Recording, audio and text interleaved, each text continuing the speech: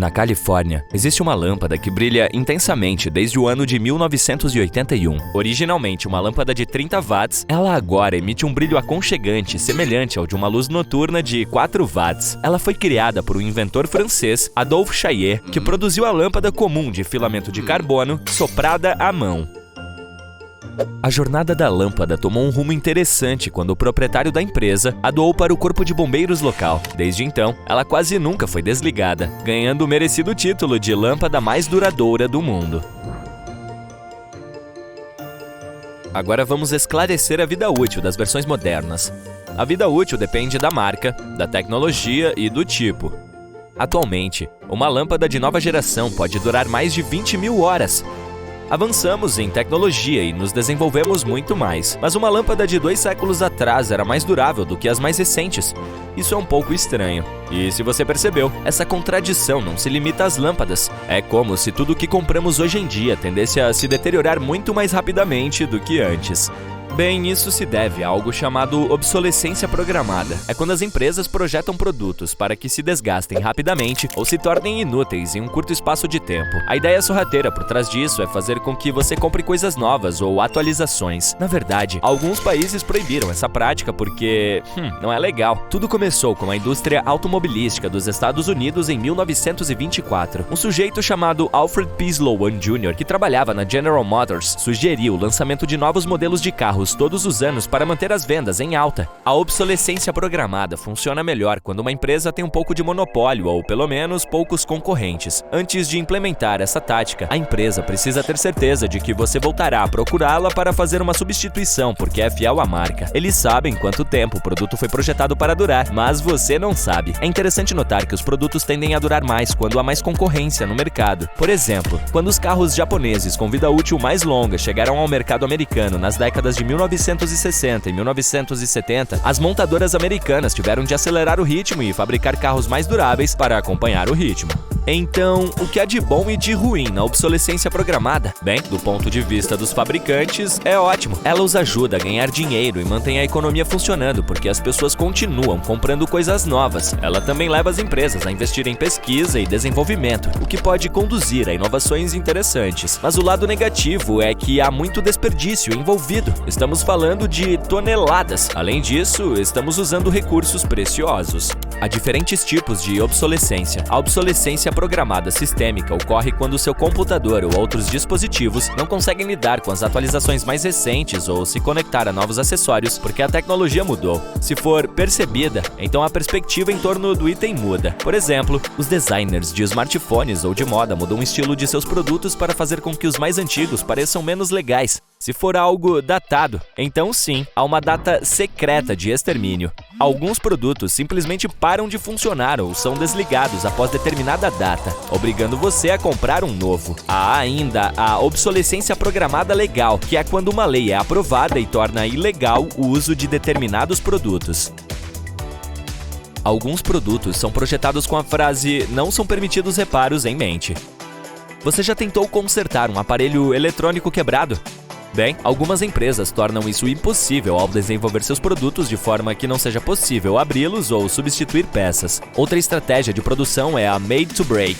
Alguns produtos são propositalmente projetados para se desgastarem rapidamente. Os fabricantes usam materiais frágeis que são facilmente danificados ou desgastados. E às vezes, não é possível nem mesmo atualizar o software do seu computador ou telefone porque ele não é mais compatível. E quanto às baterias não substituíveis, você conhece aqueles dispositivos que têm baterias embutidas que não podem ser trocadas? Bem, depois de alguns anos, essas baterias se esgotam e você é obrigado a comprar um dispositivo totalmente novo em vez de apenas substituir a bateria. Também passamos pela mesma situação com as roupas. As peças vintage tendem a durar décadas, mas se você comprar uma camiseta nova, mesmo que seja de uma marca boa, terá problemas depois de alguns anos. Não chegamos a esse ponto de um dia para o outro. Um estudo recente sobre meias calças revelou um novo segredo. Acontece que as marcas de roupas estão fabricando intencionalmente meias calças femininas que são propensas a escorregar, fazendo com que sejam jogadas fora após apenas 6 usos. As meias calças de nossas avós existiram há muito mais desgaste do que as nossas. 130 milhões de pares de meias calças são vendidos todos os anos somente na França. Nesse estudo, quase 2/3 dos participantes de fato admitiram que suas meias calças mal passavam de 6 usos. Não é que eles tenham se cansado de usá-las. As meias calças se tornaram inutilizáveis devido à sua natureza frágil. Em média, as mulheres acabam comprando cerca de 10 a 11 pares de meias calças por estação para dar conta da necessidade constante de substituições. O estudo apontou os 2 principais culpados: tecido de baixa qualidade e uso de aditivos que supostamente tornam as meias calças menos duráveis. Aparentemente, os fabricantes de meias calças as produzem mais como tubos para cortar custos, negligenciando os contornos naturais das pernas humanas. Eles também parecem não dar a devida atenção aos detalhes que são obtidos com o acabamento manual dos produtos. O setor de vestuário, em geral, passou por algumas transformações importantes nas últimas décadas, e tudo isso foi influenciado por uma série de fatores diferentes. Estamos falando de avanços tecnológicos, mudanças na forma como fazemos compras e mudanças na forma como as roupas são feitas. Antigamente, as roupas eram feitas de materiais naturais, em geral como algodão, lã e seda. A ideia é que elas permanecessem no guarda-roupa por muito tempo. Mas, agora, as coisas mudaram. O foco está nos materiais sintéticos, como poliéster e nylon. É claro que eles são mais baratos de produzir, mas talvez não aguentem a rotina tão bem ou não sejam tão confortáveis. E não vamos nos esquecer da ascensão do fast fashion, a produção de toneladas de roupas super baratas que você usa por 1 minuto e depois joga fora. A qualidade nem sempre é a prioridade aqui. A velocidade e o baixo custo são os grandes protagonistas do jogo. Mas não perca a esperança, há um lado positivo nessa história. Cada vez mais pessoas estão aderindo ao trem da moda sustentável e ética. Elas querem roupas feitas de materiais ecologicamente corretos e criadas sob condições de trabalho justas. E adivinhe só, esse movimento está trazendo a qualidade e a durabilidade de volta ao centro das atenções. As marcas estão intensificando seus esforços e fabricando roupas feitas para durar. Então, sim, o mundo do vestuário passou por grandes mudanças. Com o surgimento do fast fashion, vimos uma mudança em direção a materiais mais baratos e menos duráveis. Mas ao mesmo tempo, há um grupo cada vez maior pressionando por uma moda sustentável, ética e de alta qualidade. É como um cabo de guerra da moda, mas veremos quem vencerá no final. Voltemos à confiabilidade dos carros hoje em dia. Parece que os veículos novos estão sofrendo mais avarias, e não são apenas os problemas típicos de motor e caixa de câmbio que algumas marcas costumavam ter. Não, agora são os sistemas de controle climático, a parte elétrica, as unidades de entretenimento veicular, os componentes eletrônicos a bordo e até mesmo os vidros elétricos que estão deixando de funcionar nos primeiros anos.